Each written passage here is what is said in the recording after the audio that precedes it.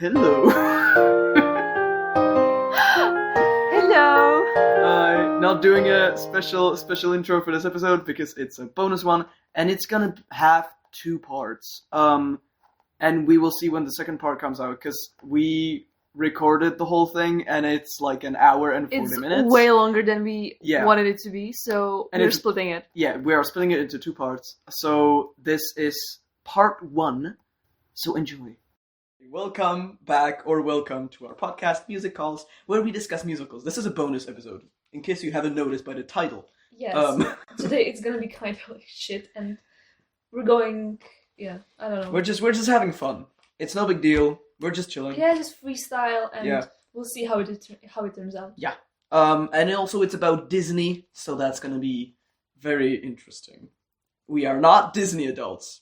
Please Yeah, don't. disclaimer. Disclaimer, we're not Disney adults. Anyway. So we picked some of Disney's probably most famous, well, Disney's all famous, doesn't really matter. But we picked some of Disney's most famous fairy tales and Movies and musicals movies and and musicals, everything. yeah. Most of this is animated, I must say, because they do animation logically. And also some of these have newer versions that are live action. We don't accept that, so we decided on the original version. We're just gonna pretend that they don't exist. Yep. I mean, don't get me wrong, they're good, but No, they're it's not. okay. I loved Aladdin. Okay. I mean, okay, I was 7, but I did love it. They're not bad, but it's just milking already pre-existing stuff, and It's true. I don't like that. That is true. Yeah. Anyway, what do we want to start with? What? I see you. Well, first Encanto. Encanto. So let's go Encanto because I Okay. know you love Encanto. We don't talk about Bruno, no. We don't talk about Bruno. But it was my wedding day. It was our wedding We were day. getting ready and there wasn't a cloud in the sky. No clouds allowed in the sky. Bruno walks in with a mischievous grin. Thunder. You telling the story or am I? I'm sorry, maybe they'll go Bruno on. says in No, the I really didn't love it as much, but okay. Encanto. In case you don't know about the plot, I'm just gonna it's gonna be a very shallow explanation, but probably most of you know it. It's about this girl, Mirabel, who doesn't really fit into her family, and she's trying to fit in. Everyone has their own magic. Encanto means charm, literally from Spanish. So everyone has their own charm, and she doesn't, and she's trying to fit in. She's not succeeding, and then a lot of things go wrong, and the whole family almost falls apart, and then she saves it pretty much, and she's accepted by her whole family, I guess, if I'm not under explaining anything. Yeah, I don't know. it's the biggest theme in this movie is breaking generational trauma, Yeah, which is really cool. And yeah, Yeah. and relationships with your family. It's set in it's set in Colombia, and it's a beautiful showing of Colombian culture. The production team and the artists went to Cocora Valley, which is in Colombia, and they decided that that's gonna be the inspiration for Encanto, for where the family house is set and stuff. And it's just, I've seen a video, it's really beautiful there. So, and guess what? Lin-Manuel Miranda. the mother guy again. He's obviously there. He made all the songs, and I mean, they're bangers. Let's be Yeah, honest. But why is he everywhere? we gotta hand it to him. He is genius. We're not saying Yeah, that he's not. He's a Definitely. brilliant writer of songs, but he's everywhere. He just sneaks in, where you least expect him, and then he just Yeah. grabs you by the neck and throws you across the room. Or that's what it feels like. Recently I saw so many videos on concerts of all kinds of different artists Mhm. that have nothing to do with musical theater, and he was just there on their concert, and the artist welcomed him on stage and they sang something together. Oh. I was like, why? He cannot sing. I'm sorry, he cannot sing. Yeah, he's not. he's not that the great of a strongest singer. Okay? ever. Yeah, What is he doing there? He just got side quests that he needs to follow. I don't. Yeah, he's so random, but we love him. A fun fact about this production is that they did it mostly by like they had like Zoom meetings for the songs and the recordings and stuff. They first show each other at like the premiere of the movie, and it took them 5 years to make it. Oh, Which I mean, that's very understandable given the quality of the movie. it was during COVID, right? It was partially during COVID, yeah, but the Zoom meetings were like even before that. Because this Encanto came out in 2021, I believe, so it was like the start of COVID, pretty much. But yeah, I found a lot of cool like clips of the like live action choreography that they would use as reference. You can find it on YouTube. It's really cool. So I really recommend you check that out. Yeah. It's like the first Disney animated movie that was fully choreographed. That they had professional choreographers, and it shows because the choreography is gorgeous. Definitely, it's really like watching a live action musical. Yeah. It's like it's kind of like you don't notice it, but when you because it's so perfect, like it seems so natural, you know. But then you like dig in deeper and you see, oh my god, this is like so perfectly choreographed, and it's very impressive. Yeah.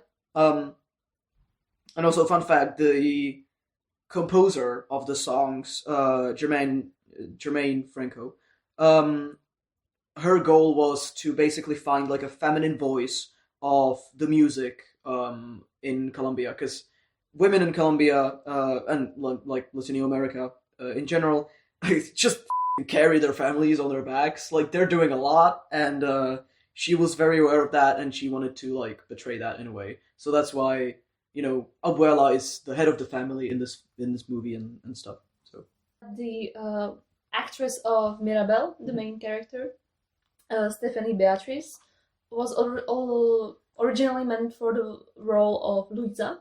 Oh. And then they changed that. And one more fact, that she auditioned with the song "You're Welcome" from Moana. Oh. Which I find really cool. I heard that, yeah. And it's so cool because most people know her from Brooklyn Nine. Yeah. And there she's like kind of like this dark and... Yeah. Also her voice is like really low. Yeah. And in real life she's like so bubbly and so energetic. And I just think it's funny. She's got range. Like yeah. She is really amazing. And Mirabel is the first the main character that doesn't have a comedic sidekick. Like, oh yeah, that's true. Each princess has like, I don't know, Ariel has the flounder, the fish. Yeah. But she's the first one that like officially doesn't have one. So they just could focus on the story and on her. And it's kind of like when you realize that this movie doesn't have any villain in it. It's just story of this family. Yeah. And their dynamics and their relationships. Yeah. But it's not like the stereotypical movie where there's the villain and the good guy and they have to fight and It's very innovative in that way, and I find that really interesting. Yeah. Like it's such a good movie. Dude. Yeah, and it's so well animated. Yeah. And for me it's like the last good Disney movie. Really? I don't think since then they produced anything worth watching. Okay. So moving on. That's Encanto. So we were talking about Belle, so let's just yes. Beauty and the Beast. Beauty and the Beast, do you want to say the plot this time? Because I don't really remember, to be honest. So, Belle is the main character in... No, wait. Maybe let's start... Because the movie starts with... Oh, yeah, sorry. Scratch that. Cut.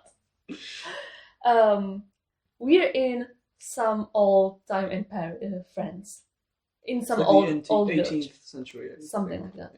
And there's this castle, and in the castle there lives this prince, and he's really arrogant, and he's mean, and he's a bad person.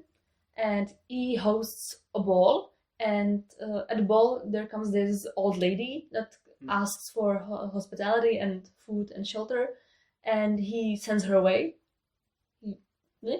And but he didn't know that the lady was a witch or some magic woman, and magic woman. And she cursed him and the entire castle and the staff. She cursed them. The prince became this beast, this monster. The staff became objects. Yeah. And the castle grew dark, and like everybody forgot about it, or like everybody left the castle, and they all try to forget it. And we move, I think, 10 years forward. Belle, this young girl Belle, and her father move into this small provincial village, and nobody really likes Belle in this village because she reads. Yeah. She reads. No, none of us can read, dude. You're not special. Like, when you're trying to be like not like other girls, get lost. So nobody really likes her, and she doesn't quite fit in. One day, I think her father like gets lost in the woods, and he gets captured by the beast, or he ends up in the castle. And Belle goes to save him, and she agrees that the beast agrees that he will let the father go, but she has to stay there and be held hostage. Ma chère mademoiselle, it is with deepest pride and greatest pleasure that we welcome you tonight. And now, we invite you to relax. Let us pull up a chair as the dining room proudly presents your dinner. Be our guest, be our guest. Put our service to the test. Tie your napkin around your neck, chérie, and we provide the rest. Soup du jour, hors d'oeuvre, why we only live to serve. Try the great stuff, it's delicious. Kind of Don't fucked up, believe but me. okay. Yeah, it's kind of Stockholm syndrome where Kind of is, she yeah. falls in love with her captor, which to me doesn't seem entirely healthy, especially since he's a wolf bear thing. You're not gonna get me. I don't know the songs. Did you see Twisted? Yeah. I'm but quoting I don't- Twisted now. Okay, well, I've seen, dude. I saw Twisted like 4 years ago. Okay. I'm not gonna remember songs. Okay. For you who know, I've been just quoting Twisted this entire time. That's okay. Yeah. Yeah, so they fall in love, and oh my god, there's the rose. I forgot about the rose. It's like the most important element of I'm so sorry. There's this fine. rose, and the witch, when she cursed the prince, she's like, if this rose, if all the leaves fall off this rose, the beast will die or stay I in think the he'll beast be form cursed forever. forever. Yeah. Yeah. And so after the mob rushes into castle, I think the beast is hurt, and the bell is like, oh no, don't die. And Oh no, don't die! and yeah. And the last leaf falls. So you're thinking, oh no, he died. Oh no, and you're sad. But then, no. He lives and he transforms into the prince again. Hmm. And it's kind of funny because Belle's reaction is kind of like, can we go back to the beast version? And like, That's not actually. like most people on the internet share that opinion. I find it funny. It's like, I don't know why though. Was he like so unattractive that people just were more attracted to the beast? Like, I don't know. Yeah, he was kind I need of. to see a picture because I don't I'm gonna show it. remember. Oh god. He just looks Oh at you. god. Oh no. Let's compare. Look at, he's cute. She's pointing at the beast, by the way. Let's... Anyway, some fun facts. Let's get to a different topic. Again, the artist traveled to France for inspiration, to like get the architecture and well, mainly the architecture because the culture. I feel like it isn't that shown in the movie. Like they do say, a dinner in France is never second best or whatever, but that's about it. I don't know. I don't remember. Could be just me being stupid. At first, it also wasn't a musical. Then these two like really good composers. They also worked on The Little Mermaid at about the same time. Howard Ashman and Alan Menken. They came in and they made it a musical. They thought like it would make way more sense and it would be way more fun if it had music in it. And also the process of animating and just creating the movie was kind of difficult because a lot of the team was composed of new people and outsiders. Because at that time, Disney kind of like threw the animators out of the main building and they moved them to a warehouse or something. Oh, okay. And they changed, like, a lot of the older artists were either dead, rest in peace, or they were leaving Disney. So they had to replace them with new ones. So the team was composed of new people and outside people who, a lot of them had no experience in animation. They just had experience in either music or film. So like it was a good team, but they clashed a lot. So there was a lot of problems with like creating the stuff because they had to change everything all the time. Yeah. So yeah. Oh. In a warehouse? In a warehouse. Like animators Like are caravans. suffering enough and Yeah. Oh, I don't okay. know what happened, but like in the documentary that I saw, obviously it's an official Disney documentary, so everyone kept saying like, "Oh yeah, that's real stuff," but that was like possibly the best thing that could have happened because that's where the golden age started. Like I don't Yeah. believe you. You were thrown out, dude. Like that sucks. Well, I didn't mention the Little Mermaid, so the Little Mermaid is about a little girl about who like lives in the sea and she's unhappy there because she has a weird dad or whatever. Because she's not like other girls. She's not like other girls, and she wants legs, and she wants to go Breathe on shore. air, and she wants to pay Yeah. taxes. Jesus. Okay. So she sees a prince, and she like falls in love with him, and she wants to marry him, but she can't because he's on land and she's in water.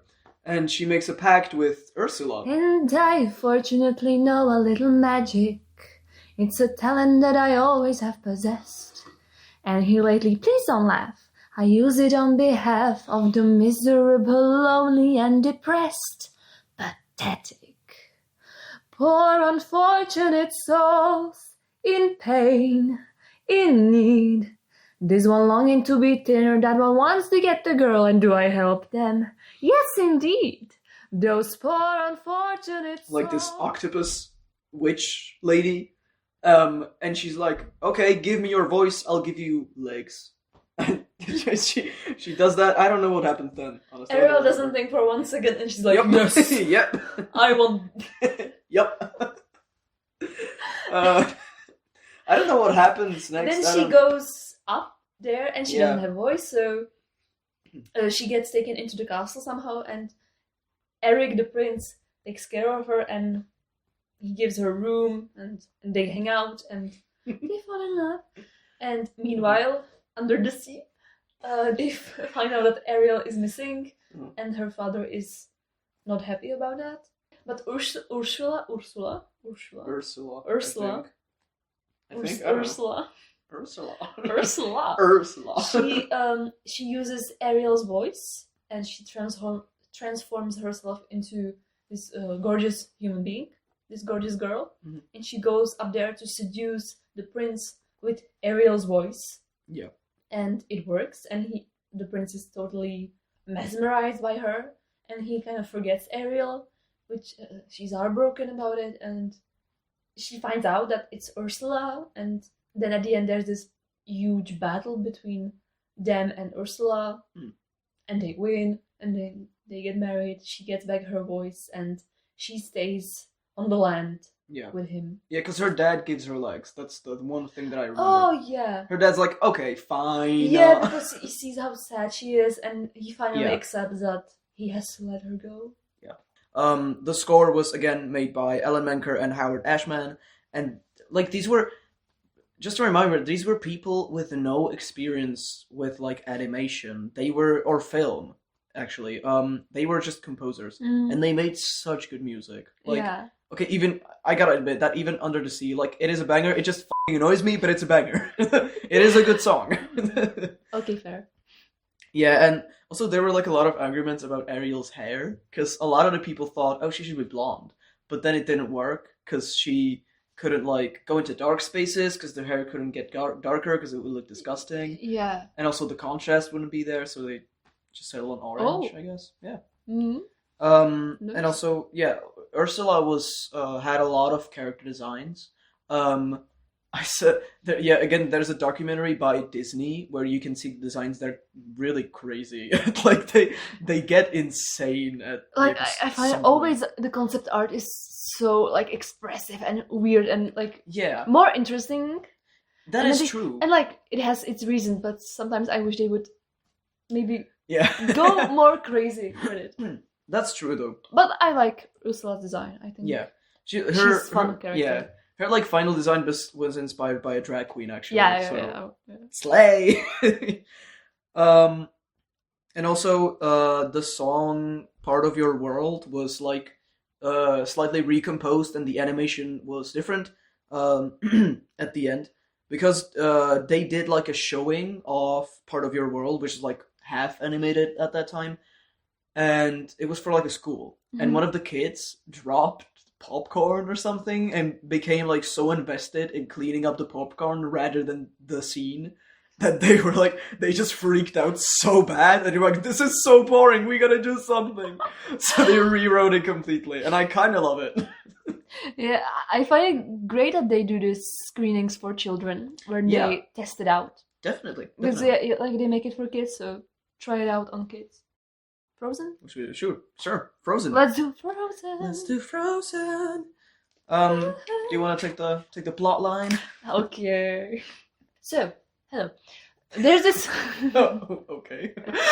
There's this castle Arendelle, in which there are two princesses, Elsa and Anna, and their parents. And Elsa has magical powers. She can create ice and snow and yeah. And it's very cool, and she can build a snowman out of nothing. Wow. And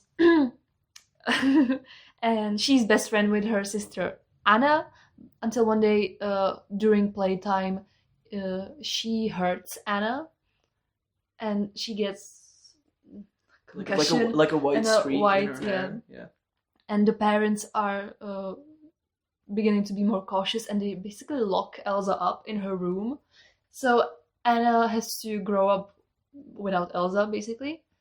And when they are older, their parents die, and they have to live on their own. And Elsa, one day there's a coronation where she finally becomes the queen, and they open up the gates finally because they kept them closed all the time. Yes, they open up the door. There's this coronation, and Anna is very excited about it because she never seen any other people outside of the castle, probably. Yeah. It's really depressing. So she dreams about meeting new friends, new people, and maybe finding the one, which she does. She thinks she does because she meets Prince Hans. I mean, it's crazy. What? We finish each other's Sandwiches. That's what I was gonna say. I never met someone who thinks so much like me. Jinx again. Our mental synchronization can have but one explanation. You and I were just meant to be. Say goodbye. Say goodbye to the pain of the past. We don't have to feel it anymore. Love is an open door. And they seem like soulmates, so they decide after like hour of knowing each other that they should get married, which is a very good decision. Yeah. And so when they go and tell Elsa, she's not really excited about it, and they get into a fight. And during that fight, Elsa reveals her powers because she gets so angry, and everybody's like, "Oh, she's a monster!" And Elsa runs away into the hills, into the mountains. You know, valid. I'd do it too. Okay, if I could. I also want to run to the hills, and just sing at the top of my lungs. And live in my frozen palace. Yeah, she builds herself a castle and she lives there. So Anna has to go get her and to tell her to get her shit together and come back to fix it. So they all go to meet Elsa, and she's not excited about them being there. And they get into fight again, and she hurts Anna again. Mm-hmm. And Anna is like slowly dying, or her heart is freezing. Yeah. Kristoff takes her to the trolls. Oh yeah. That raised him when he was little, and they tell her that she has to get a kiss from her true love, or experience true love, something like that. And they're like, "Oh, we need to get to Hans." Mm-hmm. When Kristoff brings Anna to Hans, and she's like, "Oh, Hans, my love, you need to kiss me, otherwise I will die." And he's like, "Oh, that's too bad."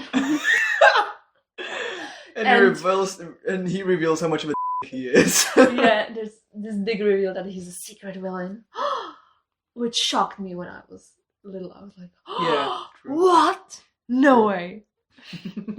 Like, little me was so impressed by that. and he leaves her there to die.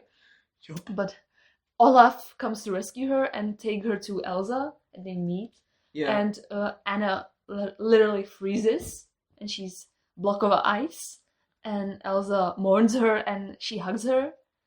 And that was like the true love. Actually, the ending I find really cool because a lot of the times when you got these like princesses or just like women in need, they always need their prince or Yeah. some guy to like save them. But this is the exception where the true love is really like sisterly love. Which is really, Yeah. really great. And also Elsa's like hair was originally kind of short and spiky, like upwards kind of. Yeah. And a lot of the concept art is like again really cool, but also really kind of crazy. But this iconic the iconic braid that she has, I think, is really the only one that like fits her properly. Yeah. She has 500,000 of strands of hair, and they had Holy to animate shit. each one of them. And the original concept of the movie was like Snow Queen by Anderson. Right. Yeah. So Elsa was meant to be a villain, which I think would be cool, but Definitely this is would. cool too. So that's why, like in the concept art, she's more icy, more like Right. more villainous. Also the palace that she creates, if you like watch the animation closely, you can see that it forms just the way that actual snowflakes form. So like they branch out kind of. That's really cool. And it's so gorgeous. Yeah. Like, oh, It's a cool little detail that I wanted to I love include. it so much. And like, I think during its time, it was one of the most successful animated movie. Oh. Maybe even like movie or in general. I believe that it is really popular, It or was- it used to be at It was least. so popular, and all the little girls, including me, were crazy about it. And we all wanted to be Elsa, and we wanted to have ice powers. And I went as a Elsa in preschool. Preschool. During Halloween or something. Oh. I had Elsa costume made by my great grandmother. It was so cool. Oh, that's cool. Yeah. Yeah, I got some few more fun facts. Mhm. The song "Love Is an Open Door" was actually the first time a princess sang a song with the villain. Yeah, they wrote "Let It Go" in one day. Oh. They wrote the demo in one day. Oh my god. And somehow it worked, and they got Oscar for it. And most interesting thing that I found was that it was the first Disney movie directed by a woman, which Frozen was made in 2013, Oh god. which is terrible. Oh, God. To realize that. Tangled is a story about this girl named like Rapunzel, and she. Wait, let me start like from the beginning. Right, there's a witch lady who's like really old, but she's obsessed with being young, and she goes like to this flower that's like grew from a drop of sun, I believe. Yeah. Something like that. But she goes to the flower and she goes to this flower and she sings to it, and that makes her young. In like a kingdom where there's obviously a king and a queen, and they're having a baby, and the queen is pregnant, but she's also very sick. So the king goes to the flower and she's trying to like get a special soup from it. I guess. They get the flower and make soup out of Make it. soup out of it. And make the queen drink it. Yeah, and then make the queen drink it, which results in Rapunzel's hair being like magical and like long, and if you cut it, it loses its magic and becomes brown. Yep. The witch doesn't have her flower anymore, and since she's so obsessed, she just steals the baby. And she just puts her in a tower and she raises her there, and she tells her that, oh, your parents abandoned you, I'm the only one who loves you, or whatever. Very, manipulative, toxic mother behavior. And then then there's like Flynn, which is this just thief. Very attractive thief, I might add, but he comes. I'll get to that later, by the way. I've got a fun fact about that. He gets into the tower because he's trying to steal like a crown that I don't know where Rapunzel got it. She just has it. The little crown that No, she they had? steal it from the castle, and while they are on the run, Oh, he- right. Because he hides himself in the tower. Right. And And then then Rapunzel she- steals it from him. Yeah. Basically. So she can hold it as like, I don't know. So that she can control him, I guess. Because she wants to go outside really bad, but she can't because she's afraid of her mom. The witch, I mean. Not the queen. And Flynn is like, okay, whatever, I'll take you outside. And he shows her the world, basically. And she's so happy with it. And they fall in love or something. So Flynn doesn't even like want the crown anymore.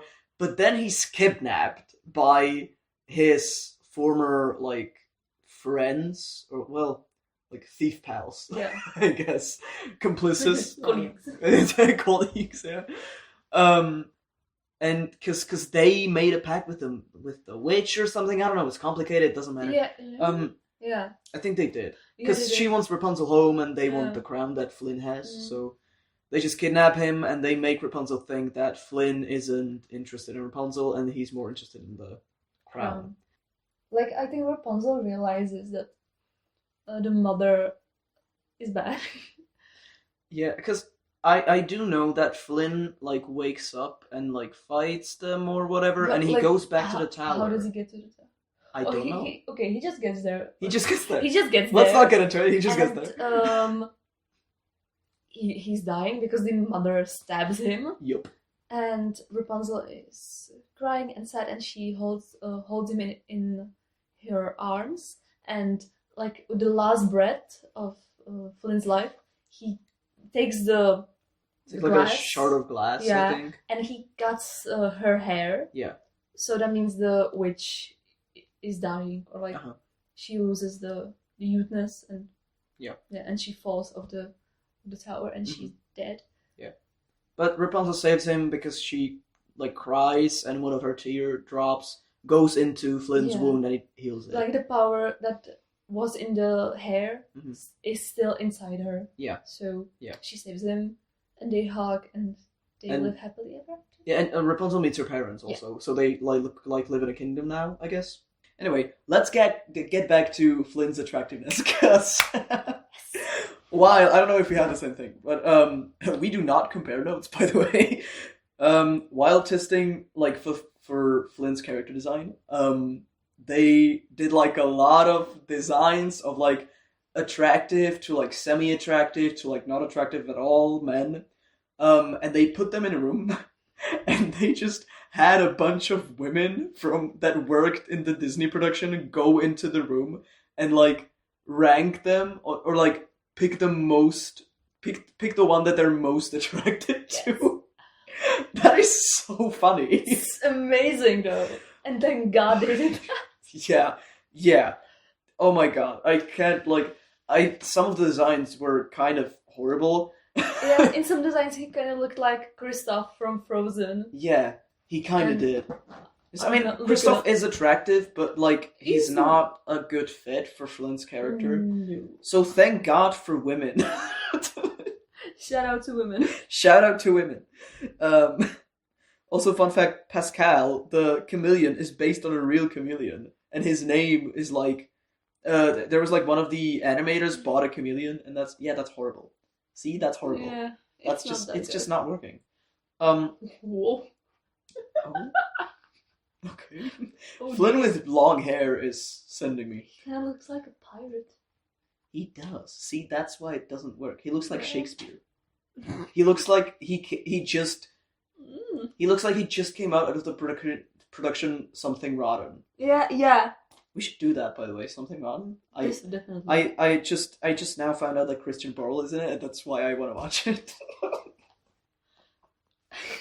Okay, sorry. Yeah, because Christian Borle is in that. Yeah, not because Yeah. it's a good musical or something. Nope. Christian Borle. I'm just gonna. Oh my I'm god. not gonna say anything. I'm just gonna. You're just gonna show me pictures of Flynn Rider Yes. or Eugene, whatever his name is. Evianovichka. You know, my friend named himself Eugene, and I was like, oh, cool, like from Rapunzel. And he was like, no, what the and I was like, okay, man, but like... Like, the name Eugene sounds kind of good in English, but like then in Czech, Oh my Evgen. god, no, it's horrible. And they added the surname Hovžička. Hovžička. I don't know what it is in English, but I think it's still horrible. I'm gonna find it. Please find it. Oh my god. Neither. Eugene Fitzherbert. That's not that bad. Fitzherbert. Fitzherbert, yeah. Fitzherbert. Eugene Fitzherbert. That's not bad. Hovžička, I don't know what they were doing with that. I don't... Wait. What? I am just confused. Hovžička, really? Oh my. It is. God. It is. Because I have that... That's Because crazy. that's how I have that friend saved, whose name is Eugene. It's just Evgen Hovžička in my phone. I forget sometimes, and then someone looks at my phone and You they're got like, Eugene "What? in your phone. You got Lucky Eugene in your phone? Cool. Anyway. Yeah, we did mention the hair also. There was like, I heard that there was an entirely new software made just for the hair, because it was It was crazy. so difficult. Yeah, which I do believe, because there was like individual strands. It was 70 feet long. Yeah. Jesus Christ. Oh my god. They had so much trouble with it. Yeah. I think you can find on YouTube like the outtakes where she just like Yeah. goes somewhere and the hair just goes Yeah. crazy. Yeah. Just kind of big. Or she like wraps herself up like Hurricane. spaghetti. Like. Also, I've Got a Dream, a song about just thugs in a pub expressing their dreams and feelings. I'm malicious, mean and scary. My sneer could curdle dairy. And violence-wise, my hands are not the cleanest. But despite my evil look, and my temper, and my hook, I've always learned to be a concert pianist. Can't you see me on the stage performing Mozart, tickling the ivories till they gleam? Yep, I'd rather be called deadly for my killer show tune medley, thank you, 'cause way down deep inside I've got a dream. He's got a dream. He's got a dream. See, I ain't as cruel and vicious as I seem. Though I do like breaking femurs, you can count me with the dreamers. Like everybody else, I've got a dream. I've got scars and laps and bruises, plus something here that oozes. And let's not even mention my complexion. But despite my extra toes and my goiter and my nose, I really want to make a love connection. Can't you see me with a special little lady, rowing in a rowboat down the stream? Though I'm one disgusting blighter, I'm a lover, not a fighter. 'Cause way down deep inside, I've got a dream. The best song ever. It is. And it was inspired by, like, bikers. They write poetry about their feelings. Or they used to, in the time that it was, you know. It is so funny. It is.